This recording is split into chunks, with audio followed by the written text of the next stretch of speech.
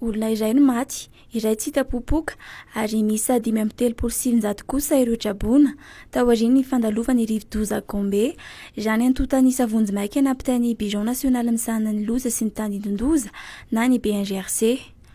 Avy eo amin'ny komina ambanivohitra Antsahabe, distrika Antsohi, ity olo iray namony ity. Olona iray hafa no entin-trano kosa tao amin'ny komina ambanivohitra Antombana, distrika Nantala, no voalaza fa tsy hita popoka. Ny faritra Sava, Analanjirofo ary Sofia no tena nandalovany Rive-Doza Gombe. Ankoatr'izay, miisa 70 ireo trano simba ny fandalovany Rive-Doza, mahery ny 70 ireo trano dibo-drano. Ny voakatany an-dranomasina i Gombe ary any amin'ny 80 kilometatra andrefana somary avaratra andrefany Mahajanga no nisy azy, Omaly Arbial.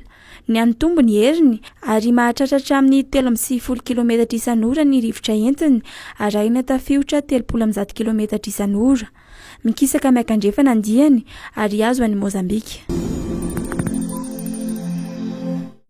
Raha tokony ho nanomboka androany 10 Martsa ny fizarana ny vatsim-pianarana ireo mpianatra ao amin'ny Oniversiten'ny Fianaratsoa, dia mbola tsy tanteraka izany raha ny vaovao voarainay avy amin'ny tompon'andraikitra amin'sana izany eo anivon'ny positra malagasy ao Fianaratsoa. Araka ny tetiandro navoaka ny Oniversite ao Mandrainjato, dia ny mpianatra ho mpitsabo ao amin'ny taona 5 sy 6 sy ireo mpianatra manomana ny diplôma master 2 no tokony ho nandray izany androany, saingy ny lisitry ny anaran'ny mpianatra avy amina taona hafa no voarain'ny mpizaran'ny vatsim-pianarana. Manoloana izany, efa misy ny fandaminana ka farafahelany raha pitso dia hiverina amin'ny laony ny fandoavana ny vatsim-pianarana ho hiatrany ny tompon'andraikitra amin'sana izany. Mbola ambany tahan'ny olona vita vaksiny miaro amin'ny Covid-19 eto Madagasikara.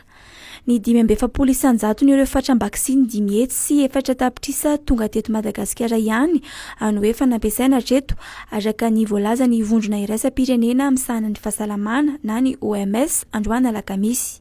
Ny eto Analamanga no maro indrindra tamin'izany, izay manana taham-panaovam-baksiny 520 isanjato ka hatramin'ny 530 isanjato. Manaraka azy ny faritra Diana, izay manana taha 520 isanjato hatramin'ny 520 isanjato. Ny any amin'ny faritra Atsimo kosa no ambany indrindra, izay manana taha 3 isanjato.